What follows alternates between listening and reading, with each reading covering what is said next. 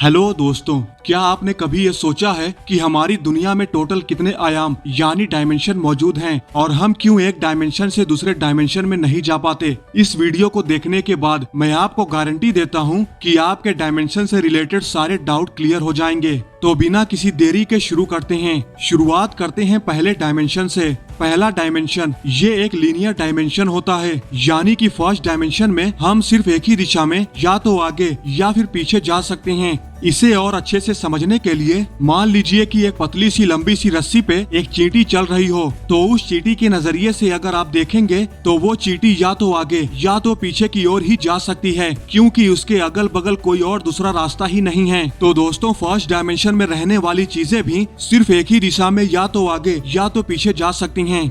अब आता है सेकंड डायमेंशन। मान लीजिए कि वो चींटी एक प्लेन सरफेस पर आ गई है, तो अब वो चींटी आगे पीछे जाने के साथ साथ दाएं और बाएं भी जा सकती है। इसे हम सेकंड डायमेंशन कहते हैं।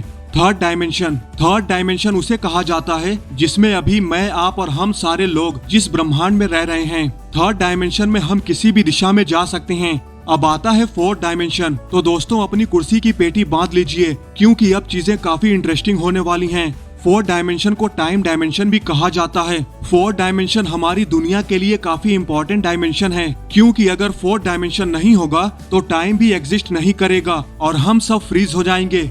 फोर्थ डायमेंशन हमारे पहुंच के बाहर है, हम कभी भी तीसरे डायमेंशन के आगे नहीं जा सकते। फोर्थ डायमेंशन की वजह से ही हमारा यूनिवर्स बिग बैंग से लेकर आज तक का सफर तय कर पाया है। फोर्थ डायमेंशन का बेसिकली मतलब है कि टाइम का आगे बढ़ना या समय का बीतना।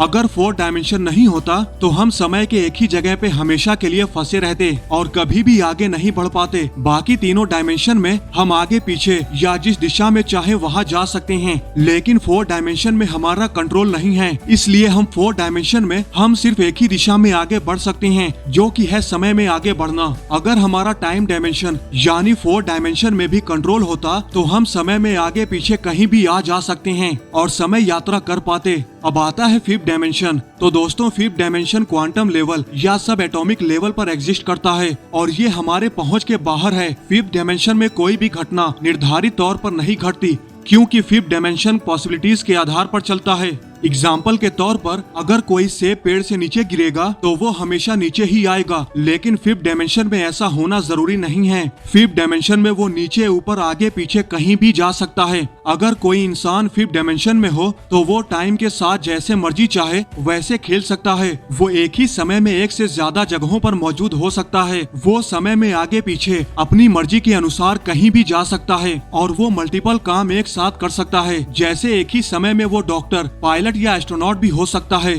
हमारे लिए वो इंसान किसी भगवान से कम नहीं होगा। Six dimension. दोस्तों, सिक्स डायमेंशन पैरेलल यूनिवर्स या मल्टीवर्स यूनिवर्स के कॉन्सेप्ट पर बेस्ड है। इस डायमेंशन के जरिए हम जितने भी पॉसिबल प्रेजेंट, पास्ट या फ्यूचर हैं वो देख सकते हैं, यानी कि जितने भी एक्शन होना पॉसिबल हैं वो सब हम इस डायमेंशन में देख सकते हैं। जैसे कि किसी यूनिवर्स में आप एक टीचर की लाइफ जी रहे होंगे तो किसी और में एक साइंटिस्ट की, या फिर आप किसी और यूनिवर्स में कार्टून भी हो सकते हैं, एटसेट्रा एटसेट्रा। आपने अपनी इस जिंदगी में पहले रास्ते को चुना होगा, मगर किसी और में आपने दूसरे रास्ते को चुना होगा और उस दूसरे रास्ते को चुनने के बाद आपकी जिंदगी में जो भी बदलाव आएंगे वो सब आप सिक्स डायमेंशन में देख सकते हो। मगर जितने भी पॉसिबल यूनिवर्स होंगे उन सभी का एक ही बिगनिंग होगा, जो कि है बिग बैंग। ये बिग बैंग की घटना इन सारे यूनिवर्स में सेम होगी। सेवन डायमेंशन भी पहले यूनिवर्स पे बेस्ड है, मगर सेवन डायमेंशन में अनगिनत यूनिवर्स एग्जिस्ट कर सकते हैं और अगर कोई व्यक्ति सेवन डायमेंशन में चला जाता है तो वो इन सारे यूनिवर्स में जा सकता है और अपना अनगिनत कॉपी क्रिएट करके एक ही समय में एक ही साथ रह सकता है। सिक्स डायमेंशन में हर यूनिवर्स की एक ही तरीके से शुरुआत होती है,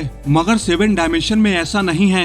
सेवन डायमेंशन में यूनिवर्स जितने चाहे उतने तरीकों से बन सकते हैं और सभी की अलग अलग शुरुआत होना भी पॉसिबल है, जिस वजह से इनफाइनाइट पॉसिबिलिटीज किसी न किसी एक यूनिवर्स में हो रही होगी।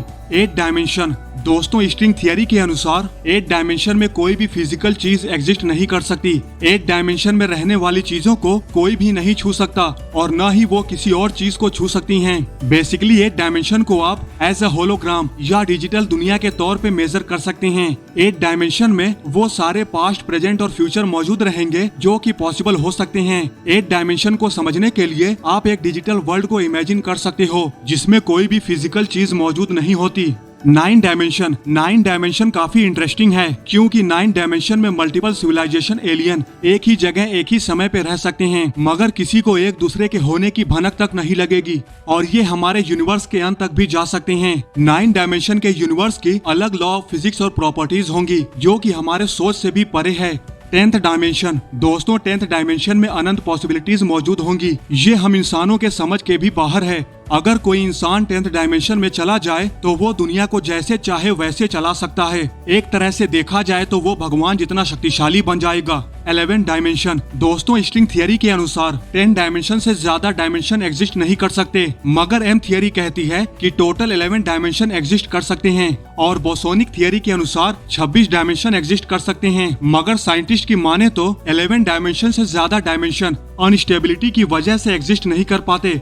11 डायमेंशन में वो सारी चीज जो आप सोच सकते हो या नहीं भी सोच सकते वो सब पॉसिबल है। यानी कि 11 डायमेंशन में अगर आप सोचो कि आप सुपर हीरो हो तो वो भी पॉसिबल हो जाएगा। ऐसी कोई भी चीज नहीं जो 11 डायमेंशन में पॉसिबल नहीं। एम थियरी के अनुसार यूनिवर्स की सबसे छोटी चीज एटम नहीं बल्कि स्ट्रिंग है। 11 डायमेंशन में यही स्ट्रिंग वाइब्रेट करती है और जितने भी पैरेलल यूनिवर्स हैं वो इस स्ट्रिंग से ही बने हैं। 11 डायमेंशन से ही हर चीज की शुरुआत हुई है। तो दोस्तों, आपकी क्या राय है इन 11 डायमेंशन के बारे में? हमें नीचे कमेंट सेक्शन में जरूर बताएं।